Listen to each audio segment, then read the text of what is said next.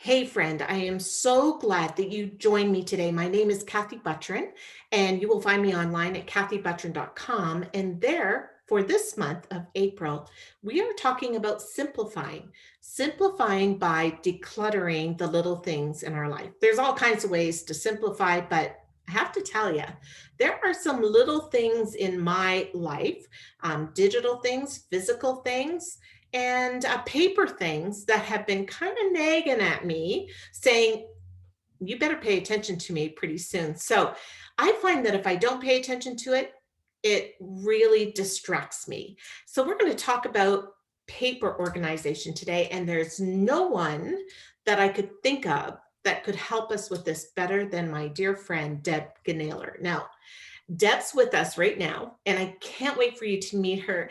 Deb is a professional organizer as well as a life coach.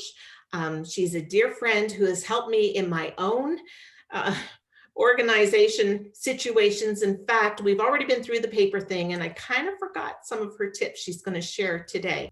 Great. Well, thanks, Kathy. It's good to be here. When it comes to organizing paper, it's one of the ones where you can see the most progress. It's the one that drives our brains crazy because it sits there.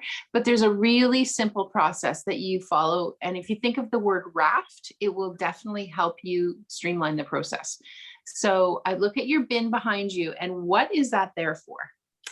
Well, I have to tell you, it's probably been the most convenient container for me to keep dumping things in that I don't quite know what to do. So really what we want to do is at the beginning of any decluttering project, you want to think, how did it get here? And what do I want to do with it? So what's the end result? And so you want those papers to be dispersed back through your household, right? So yeah, the raft system will work for you. You've got a life raft. That's the way you can think of it. So the system is grab a garbage bag, a clipboard, and that's all you'll need for supplies, or not even a clipboard. You could just use a piece of paper and write the word act at the top. So the R in raft is for read. So you start sorting your papers and you literally don't touch them more than once. Put it down. Do I need to read this? Do I need to act on this today or this week? And you write it down as that comes up. Do I need to file this? And do you have a system for the file, or do I need to create? Oh, sorry. No problem. Okay. You're Or with do us I still. do I need to toss this? So does it need to go in the trash?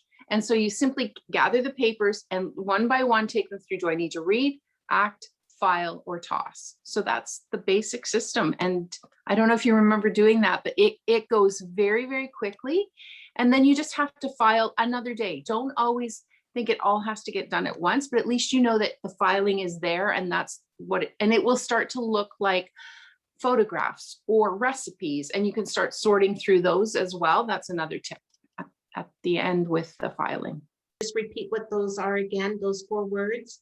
Sure. Read, act, file, and toss. And do you find that a lot of people, at least I have this, but I want to know I'm not the only one, get a lot of things that you think, I'm going to read that someday. I'm going to read that, but you never get around to it. Yeah, and I would say release the guilt from yourself. Like you consider it as a pending pile. And if you're not going to read it, just release it. Take it back to the library, get rid of the magazine, pass it along to someone, but don't carry the guilt with you, because as women, we carry the clutter, and we are the inventory control manager. So we need to be careful with that. Whatever it is that's distracting us, we have a life raft. Read, act, file, and toss. Thanks, Deb, for joining me today. And thank you for joining me as well. See you next time.